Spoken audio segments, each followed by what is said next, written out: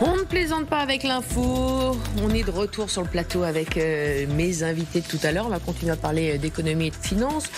Je vous représente Richard Verly, journaliste. Rebonjour. Rebonjour, ça fait quelque temps que vous êtes avec nous. Maintenant, correspondant France Europe pour le quotidien suisse. Blick, c'est intéressant d'avoir ce regard suisse sur notre actualité.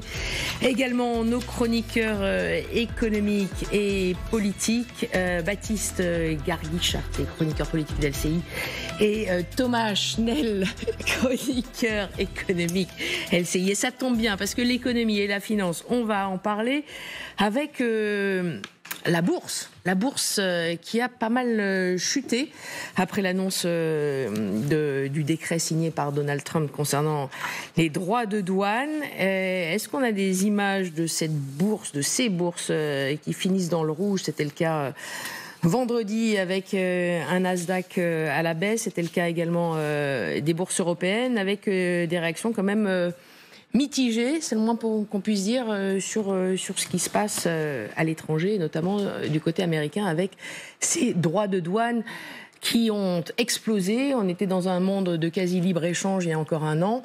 Le monde, et l'Europe notamment, se réveille avec des droits de douane qui vont de 10 à 50%. Richard Verly, petite analyse. Ah, on les a, voilà. Moins 2,91% pour la Bourse de Paris, moins 2,66%. C'est pas rien pour la Bourse de Francfort. Bon, Londres, moins 0,7%. Petite analyse. Richard Verly ou notre chroniqueur économique qui prend la main? Allez-y. Alors, vous savez, la Suisse vient d'être frappée par 39% de droits de douane. Alors, on verra ce que ça donne au 7 août, puisque la nouvelle date, c'est le 7 août. Initialement, ça devait être le 1er août, mais au nom de la mise en œuvre de tous ces tarifs, Donald Trump a dit... Ça a été signé le 1er août, ça va être appliqué exactement. Le 7 août, une semaine après. 39% pour la Suisse, ce qui est une gifle commerciale phénoménale pour un petit pays qui, certes, accuse un fort excédent commercial avec les États-Unis, à peu près 40 milliards de dollars. La Suisse exporte beaucoup plus qu'elle n'importe de produits américains. Beaucoup trop pour les Américains. Mais avec un stock d'investissement aux États-Unis très important, puisque les entreprises suisses sont les 6e en termes d'investissement aux États-Unis, environ 350 milliards de dollars. Bref, ça amène à s'interroger toujours sur la même chose, c'est-à-dire comment Donald Trump fait ses calculs. Mais maintenant, je crois que ce qu'on va voir, c'est au fond, il y a deux questions qui sont posées. C'est pour ça que les bourses réagissent, mais elles ne surréagissent pas quand même. Là, on est dans une limite décrochage de 2%. Ça reste une réaction à la baisse acceptable. La première question, c'est à quel moment ça va se traduire sur les tarifs aux États-Unis. Je parle là des tarifs pour les clients. À quel moment on va voir les prix augmenter aux États-Unis? Ça semble commencer. Et quelle va être la réaction des consommateurs américains? Puisque tout l'objectif de Donald Trump, c'est de rapatrier à la fois de l'argent à travers les taxes et des investissements aux États-Unis, c'est-à-dire de l'emploi. Mais si, simultanément, la consommation baisse, ça va provoquer des dégâts économiques. Donc, est-ce qu'il va y avoir des turbulences sur le front de la consommation américaine? C'est pour ça que les bourses sont inquiètes. Et la deuxième question qui est posée et traduite par cette baisse boursière, c'est est-ce que les entreprises concernées, notamment européennes, vont savoir s'adapter? Ou est-ce qu'elles vont licencier? Et elles vont, par conséquent, se trouver obligées d'être restructurées. N'oublions quand même pas qu'en ce qui concerne l'Union européenne, c'est 15%, et qu'en général, la règle, plus ou moins, c'est que lorsqu'il y a une telle hausse, l'exportateur, donc le Français qui exporte, prend la moitié à sa charge, et le distributeur, celui qui vend aux Américains, prend la moitié. C'est-à-dire que de manière effective, ce que l'exportateur doit absorber, c'est plutôt 7,58% que la totalité des 15%, parce que l'intérêt du distributeur, l'intérêt du supermarché américain qui vend vos produits français, c'est de continuer à les vendre quand même, parce qu'il fait de l'argent avec. Ça, c'est sûr. Pour rebondir sur cette baisse des bourses, c'est vrai qu'on a vu pire dans le passé, Thomas Schnell. C'est vraiment pas... Voilà. Enfin, c'est pas négligeable, mais on est loin des taux. On n'est pas dans un crack. Au printemps dernier, où voilà. Là, Donald Trump avait brandi la première fois ses droits de douane, et là, on n'était pas dans un crack, mais on était face à un effondrement. Là, les marchés américains, le Dow Jones, l'indice le plus ancien, il est à 1,8 en clôture, moins 2,5 pour le Nasdaq, moins 1,6 pour le S&P 500. Oh, c'est une mauvaise semaine, quoi. Le choc est absorbé. Marchés. Mais c'est qu'en fait, ils s'inquiètent pas trop parce que finalement, d'abord, il y en a beaucoup qui se demandent si ces droits de douane vont vraiment entrer en application. Donald Trump est le roi des retournements de situation de dernière minute. Et puis il y a même des doutes au Congrès. La Chine, ce qui s'était passé aussi avec cette fameuse escalade où un coup c'était monté 30%, 45%. 145%. Voilà, c'était monté extrêmement haut. Donc on voit aussi le caractère, ça surprendra personne, le caractère très imprévisible de Donald Trump, qui quand même s'attelle à appliquer une forme de politique très protectionniste pour les États-Unis. Et puis d'ailleurs, les premiers droits de douane qu'il avait imposés à la Chine lors de son premier mandat ne sont toujours pas entrés en vigueur aujourd'hui. Donc voilà, les marchés temporisent finalement et se disent qu'il n'y a pas une grande recomposition commerciale internationale. Certains disent d'ailleurs que ces droits pourraient être illégaux. C'est pas encore complètement signé, finalisé. Oui, il y a le Congrès américain, effectivement, il y a des négociations qui ont lieu. De toute façon, ce qui est sûr, c'est que les droits vont augmenter. C'est certain que les droits pour accéder au marché américain vont augmenter. Ça, c'est la politique de Donald Trump. Il a reçu ce mandat, ne l'oublions pas, puisqu'il l'avait dit pendant sa campagne. Les tarifs, c'est une obsession chez Donald Trump. Ça fait 30 ans qu'il dit, au fond, c'est un protectionniste. Ce qu'il veut, c'est protéger le marché américain. Donc, je crois qu'ils vont entrer en vigueur. Il y aura peut-être des ajustements. Il y aura de sa part à lui peut-être des volte-face. Il nous a habitués à ça. Mais fondamentalement, il veut gagner sur ces deux tableaux, récolter de l'argent pour le budget américain via les taxes et obliger les entreprises des pays exportateurs à ouvrir des usines aux États-Unis, à produire américain pour vendre aux consommateurs américains. Toute la question, c'est quelle va être la répercussion sur les tarifs. Et puis n'oublions pas qu'il y a une autre répercussion, mais alors là, malheureusement, en Europe, on ne peut que poser la question. C'est le moment pour les entreprises européennes de se retourner vers le marché européen. C'est le moment pour le marché européen de se dynamiser. Et il y a peut-être un moment où il serait bon pour les entreprises européennes. C'est le cas pour la Suisse en ce moment, vous interrogez là-dessus. Est-ce qu'il vaut mieux continuer à gagner de l'argent en exportant aux États-Unis avec toutes les incertitudes que ça comporte, ou est-ce qu'il ne vaudrait pas mieux regarder où trouver de nouveaux clients? Ça peut être l'Europe ou ça peut être les pays émergents. Trouver d'autres débouchés. Pensez auxquels, par exemple? On parle beaucoup de l'Inde, mais il y en a d'autres. Parce que là, il y a aussi on parle beaucoup des États-Unis, et puis il y a la Chine aussi qui va déverser. Dans le cas de la France, le ricochet qui va arriver là très vite, c'est l'accord sur le Mercosur.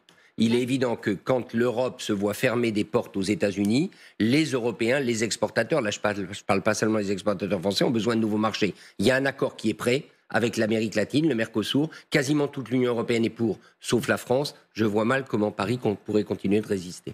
Bon, après, c'est vrai que c'était une des recommandations du rapport Draghi de chercher à réindustrialiser l'Europe, qui n'a pas été suivie. Peut-être que ce sera le cas. Il y a quand même eu quelques signaux. Vous mentionnez bien sûr la Suisse. Roche et Novartis ont déjà annoncé des investissements de plusieurs milliards d'euros aux États-Unis depuis le début de cette guerre commerciale. En France, c'est L'Oréal qui a aussi expliqué qu'il pourrait développer des sites de production outre-Atlantique.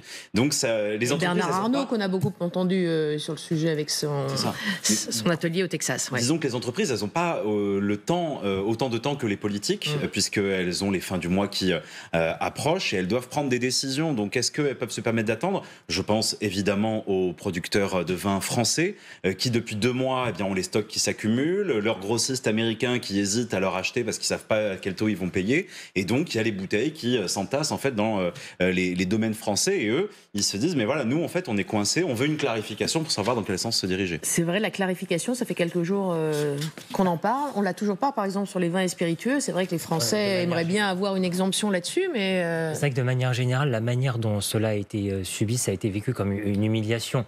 C'est-à-dire que, je reprends les mots de Michel Barnier ce matin dans la tribune dimanche. Qui parle il y a eu François Bayrou déjà. Bien sûr, il y en a eu plein, mais c'est dernier en date.